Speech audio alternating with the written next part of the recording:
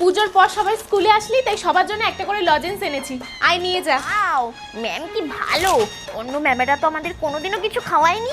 আচ্ছা শোন, বলছি কি, শুধু লজেন্স না, ঠিক আছে, তোরা আজকে টিফিন টাইমে ক্যান্টিনে গিয়ে যে যা খুশি তাই খাবি, যে যা খুশি, টাকাটা আমি দেব, ঠিক আছে, আমার তরফ থেকে থাকবে।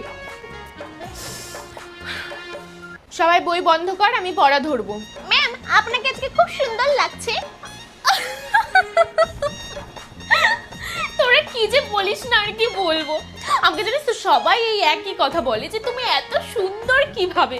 আমি কি করে বলবো বল, কিন্তু আমি জানিস তো কোনো রকম কোনো মেকআপও করি না, আর নিজের যত্নও নিই না, তাও আমাকে এত সুন্দর লাগে।